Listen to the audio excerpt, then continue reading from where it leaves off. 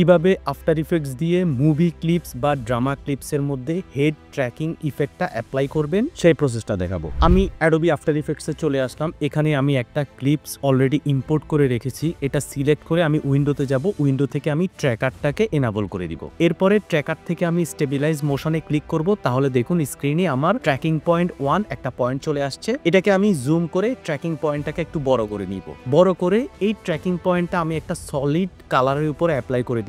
এখানে আর্টিস্টের নাকের যে হোলটা রয়েছে এটাতে একটা সলিড ব্ল্যাক কালার রয়েছে, সেই জন্য আমি এইটাকে সিলেক্ট করে দিলাম। আপনারা অন্য কোনো সলিড কালার সিলেক্ট করে দিতে পারেন ভিডিও ফুটেজের মধ্য থেকে।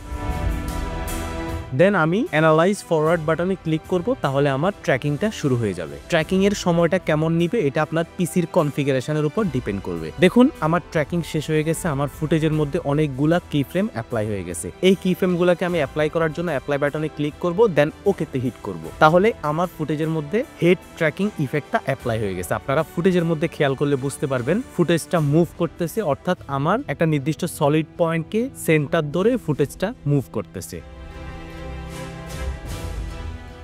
এখন ফুটেজের যে বাড়তি ব্ল্যাক অংশটুকু রয়েছে এটাকে আমি ফিক্স করব। সেই জন্য আমি ভিডিও ফুটেজটাকে একটু স্কেল করে দিব। তাহলে ফুটেজের চারপাশে যে ব্ল্যাক স্ক্রিনটা দেখা যায় সেটা ফিক্স হয়ে যাবে।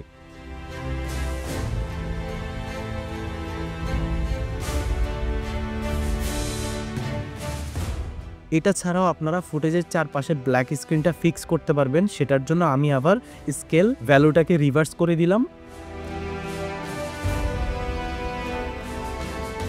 এরপরে আমি ইফেক্টে যাব। ইফেক্ট থেকে সার্চ করব মোশন টাইল। মোশন টাইল ইফেক্টটাকে আমি ভিডিও ফুটেজের উপরে অ্যাপ্লাই করে দিব। দেন আমি ইফেক্ট কন্ট্রোলে যাব। এখানে মিরর এজের মধ্যে ক্লিক মার্কটা করে দিব। টাইল উইথ এটা থেকে আমি 100 করে দিব এবং টাইল হাইট এটা থেকে আমি 100 করে দিব। আউটপুট উইথ আউটপুট হাইট দুইটাকে আমি 500 করে দিব। তাহলে দেখুন আমার ভিডিও ফুটেজের চারপাশে যে ব্ল্যাক স্ক্রিনটা রয়েছিল এটা ফিক্স হয়ে গেছে। ঠিক এইভাবে আপনারা আপনাদের মুভি ক্লিপস বা ড্রামা ক্লিপসের মধ্যে হেড ট্র্যাকিং ইফেক্টটা অ্যাপ্লাই করতে পারবেন।